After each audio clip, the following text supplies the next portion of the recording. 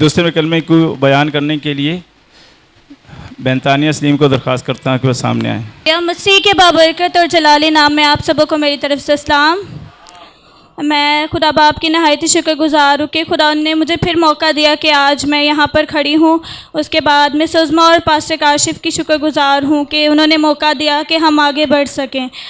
آج ہم دوسرے کلمے کے بارے میں سیکھیں گے۔ دوسرا کلمہ نجات کا کلمہ، لوکا کی انجیل 23 باب اس کی 43 آیت۔ آج میں 7 صلیبی کلمات میں سے دوسرا کلمہ بیان کروں گی جو کہ نجات کا کلمہ ہے۔ لوکا کی انجیل 23 باب اس کی 43 آیت، جس میں لکھا ہے، اس نے اس سے کہا، میں تجھ سے سچ کہتا ہوں کہ تو آج ہی میرے ساتھ فردوس میں ہوگا۔ میرے عزیزوں، خدا یسوع مسیح نے یہ بات ان 2 ڈاکوؤں میں سے ایک سے کہی جو اس کے ارد گرد مصلوب کیے جا رہے تھے۔ آج ہم 4 باتوں پر غور کریں گے۔ سب سے پہلے، خدا یسوع مسیح کو ڈاکوؤں کے درمیان ہی کیوں مصلوب کیا گیا؟ کیا دونوں ڈاکو یسوع پر لعن طعن کر رہے تھے؟ ان دونوں میں سے ایک نے نجات کیسے پائی اور تو آج ہی میرے ساتھ فردوس میں ہوگا، اس بات کا کیا مطلب ہے؟ آئے ہم کلام مقدس میں سے جانتے ہیں۔ سب سے پہلے ہم اس بات پر غور کریں گے کہ خدا یسوع مسیح کو ڈاکوؤں کے درمیان کیوں مصلوب کیا گیا۔ یسوع مسیح کے اس دنیا میں آنے سے 700 سال قبل ایک پیشن گوئی کی گئی جو یسایہ 53 باب اس کی 12 آیت میں درج ہے، جس میں لکھا ہے، وہ خطا کاروں کے درمیان شمار کیا گیا۔ میرے عزیزوں، کیا اتنا کافی نہ تھا کہ وہ اس دنیا میں آیا؟ کیا اتنا کافی نہ تھا کہ اس نے انسانی شکل اختیار کی؟ پھر اس کو 2 ڈاکوؤں کے درمیان ہی کیوں مصلوب کیا گیا؟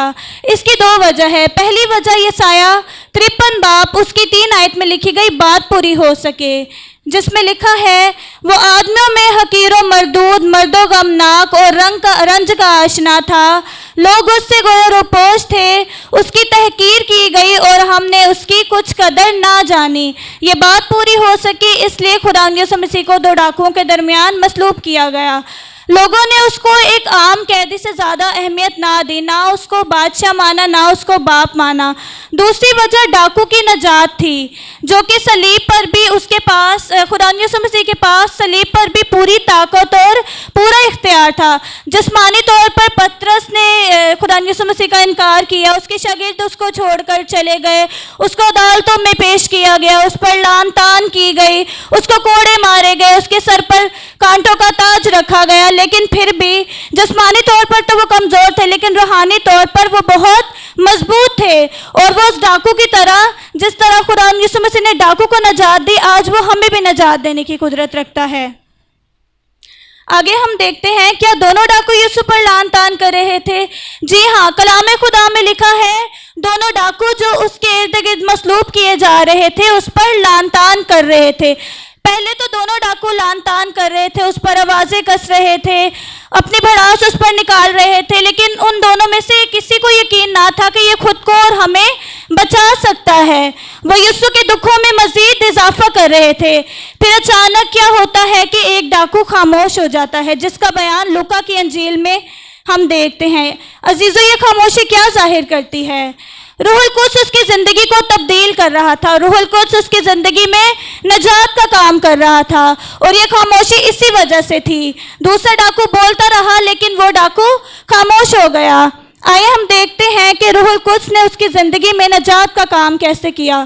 سب سے پہلے اس کی زندگی میں خدا کا خوف آیا۔ سب سے پہلے ڈاکو اپنے جو اس کا ساتھی ڈاکو ہوتا ہے اس سے پوچھتا ہے کہ کیا تو خدا سے بھی نہیں ڈرتا؟ یہ پہلا ثبوت ہے کہ اس کی زندگی میں روح القدس کام کر رہا ہے، اس کی زندگی میں روح القدس نجات کا کام کر رہا ہے، اس کے اندر خدا کا خوف پیدا ہو چکا ہے، وہ خدا کے غضب سے ڈر رہا ہے۔ میرے عزیزو، گناہگار کوئی بھی ہو، اس سے کچھ خدا کا خوف نہیں ہوتا۔ ایک خدا ہے جو روح القدس ہے، جو ہمارے دلوں میں خدا کا خوف پیدا کرتی ہے اور ہمیں جو ہے گناہ سے چھڑاتا ہے۔ پھر ہم دیکھتے ہیں کہ پھر کہتا ہے کہ ہم تو اپنے کیے کا بدلہ پا رہے ہیں، اور یہ دوسرا ثبوت ہے کہ روح القدس اس کی زندگی میں کام کر رہا ہے۔ وہ اپنے گناہ کا اقرار کر رہا ہے اور اپنی حالت کا بالکل اس نے ٹھیک اندازہ لگایا، ٹھیک مصطفی بیٹے کی طرح، جس طرح سے اس نے اپنی حالت کا اندازہ لگایا جب اس کی آنکھیں بند تھی۔ میرے عزیزو، جب ہمیں ہوش آتا ہے، جب ہماری آنکھیں کھلتی ہیں، تب ہمیں پتہ چلتا ہے کہ ہم کتنے گناہگار ہیں۔ अजीजों, हमारे गुनाहों का इकरार ही हमारी सच्ची तौबा है। हम आगे देखते हैं, फिर डाकू कहता है कि तू अपनी बादशाही में आए तो मुझे याद करना। यानी वो यीशु से क्या कर रहा है? माफ़ी मांग रहा है।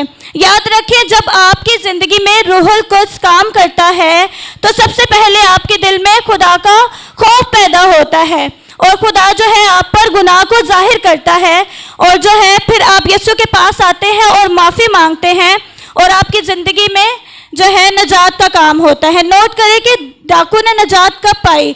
जब उसने अपनी कोशिश को तर्क करके अपनी रूह को यीशु के सपुर्द कर दिया और यीशु ने उसकी रूह को नजात दी। और दूसरे डाकू की ज़िंदगी में ना तो खुदा का खौफ था और ना ही डर, ना रास्तबाजी की तलाश थी और ना ही वो यीशु के पास आया वो गुनाह की माफ़ी को हासिल करने।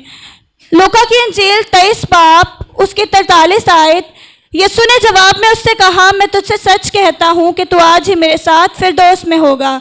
इस बात का मतलब है कि जो बात मैं कहने लगा हूँ इसका यकीन करना मुश्किल है, लेकिन मैं सच कहता हूँ कि क्या होगा, तू आज ही मेरे साथ फिरदौस में होगा। जैसे ही हम मरते हैं हमारी रूह कहाँ जाती है? फौरन खुदा के पास जाती है। डाकू को क्या हक हासिल था कि वो यीशु के साथ बादशाही में जाए, और वो भी उसी दिन? ऐसा क्या किया था? तो ऐसा कुछ कर भी नहीं सकता था क्योंकि वो मरने के करीब था। नजात आपकी रास्तबाजी के कामों से नहीं बल्कि खुदा पर ईमान लाने के सबब से होती है। अजीजों, हम भी उस डाकू की तरह हैं। खुदा हमें भी बचाना चाहता है और इतनी ही जल्दी नजात देना चाहता है। सो खुदावन मुझे और आपको उसके फजल के तक में आने की तौफीक दे। आमीन।